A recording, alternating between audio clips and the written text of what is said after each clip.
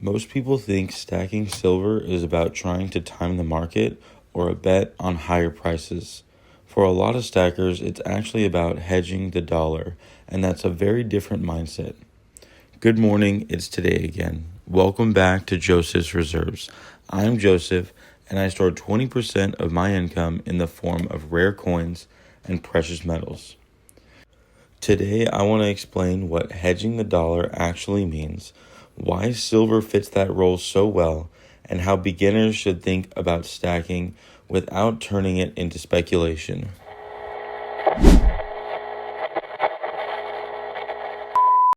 Congratulations to Emmanuel for being the first comment on my last video. Definitely go find him down in the comments to start a conversation, and if you'd like your name in the next video, make sure to get to the comments first. When people hear the phrase hedging the dollar, it can sound dramatic or even political, but it's really not. A hedge is just protection. It means you're not putting all of your value into one system, one asset, or one promise. Most of us get paid in the dollars, we save in the dollars, and we spend dollars. That's normal and necessary. But if all of your stored value exists only in the dollar, then your financial life is completely dependent on how well that currency holds its purchasing power over time. Hedging against the dollar doesn't mean that you hate it. It means that you recognize that no currency is perfect forever. A hedge isn't about being right, it's about not being exposed to one outcome. For most people, the risk isn't a sudden collapse. The risk is something much slower and quieter. It's purchasing power slowly leaking away. Prices rising, savings buying less, wages struggling to keep up. Currencies don't usually fall dramatically, they weaken gradually. And that's why people look for ways to store their value outside of cash alone. Not because they expect disaster, but because they want options.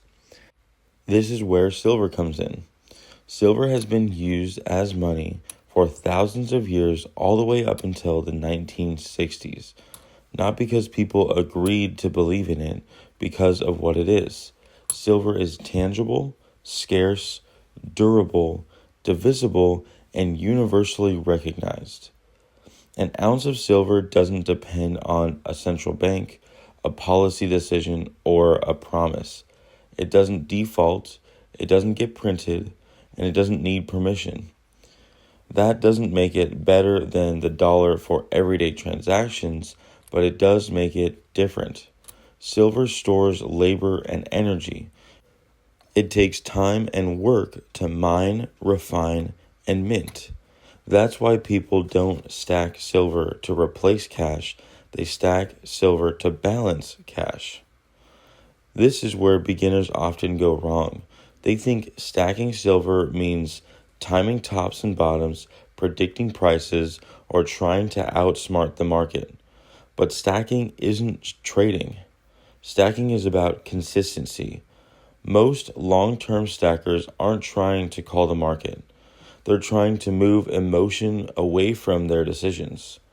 They buy on a schedule, they focus on ounces, they accept volatility, because silver isn't there to make you rich quick. It's there to preserve the value over time. Look, if you're new to stacking, the goal isn't to build a vast, beautiful collection on day one. The goal is protection. That's why I always say the first silver you should stack should be boring. Generic rounds, bars, low premium ounces. Silver that does the job, not silver that demands emotional attachment. Those first ounces act like an emergency fund. They protect you from having to sell pieces that you love later. Once that foundation is built, then stacking what you like actually makes sense. But the order matters. Utility first, enjoyment second. We live in a time where everything is happening so fast, digital and abstract, but silver slows that down. It reminds you that the value doesn't come from screens or digits. It comes from scarcity, effort, time, and work. That's why silver keeps showing up whenever people talk about hedging the dollar. Not because it's exciting, but because it's reliable. Silver is not about betting against the dollar. It's not about wanting the dollar to crumble into pieces. It's about balance, discipline, and thinking long term. The issue is that inflation slowly erodes at the value of the dollar. What we were once able to buy for only $1 now costs $1.50 or $2. And that's not just the businessmen raising their prices. It's not minimum wage increasing, creating everything to cost more. What it actually is the value of our dollar going down. Our dollar is able to buy less goods and services. And things that hedge against the dollar, like silver, go up when the dollar goes down. So over time, as the dollar continues to creep downward, silver will continue to creep upward in almost the same degree. When I first started stacking silver, I was able to use the amount of money that it took to acquire 1 ounce of silver to take my family out to dinner. Today, it still takes the cost of 1 ounce of silver to take my family out to dinner. The prices have increased just as much as the value of 1 ounce of silver has increased. So now, whenever I am buying an ounce of silver, I view it as if I am taking my family out to dinner in the future.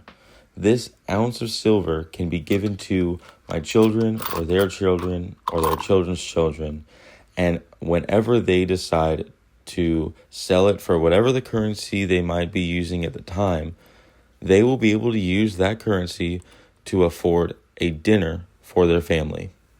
If I was to simply take the cash that I would spend on that dinner, the $80 that is currently 1 ounce of silver, if I took that and put that in a bank or stored it in a book in my library, those $80 will quickly erode to nothing.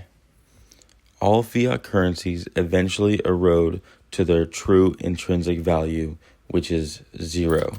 The United States dollar is the only fiat currency that has lasted more than 40 years. Every fiat currency has had either some sort of restructure or reevaluation that has brought the value back up by the trust in their government. And that's really all that holds a fiat currency up, is the trust that we hold that the government is willing to actually pay us that money. And if you do have the trust in your government and the trust in your bank that that money that you have sitting there is actually yours, try to go to the bank.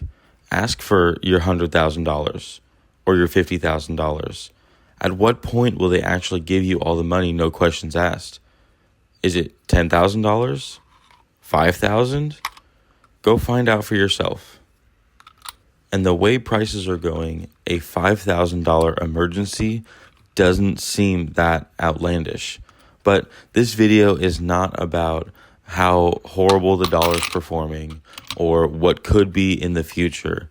What I want to talk about is hedging the dollar with silver or other precious metals.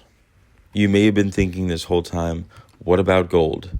And while gold is also a fantastic hedge against inflation, the entry point is a much higher cost. Even 1/10 ounce of gold would cost you nearly $500 at the moment.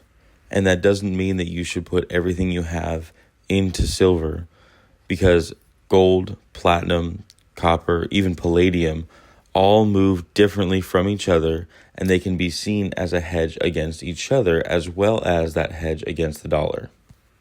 They say don't put all your eggs in one basket, and people who don't put their money outside of the dollar are keeping all their eggs in the dollar basket.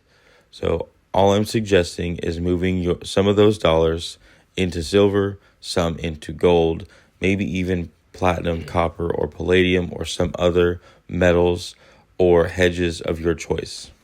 For me, silver is the easiest to obtain that is an actual effective hedge against the dollar. Gold is the second best, and I'm sure there are many others out there, but I prefer to look at, hold, and touch my hedges against inflation. So if you agree and you like this video, make sure to go down and give it a thumbs up. Feel free to ask any questions or leave comments down in the comment section. Share the video to anyone that you believe might enjoy it, and make sure you subscribe. But most of all, thank you so much for watching, and just remember, every ounce adds up, so no matter how small, just keep stacking.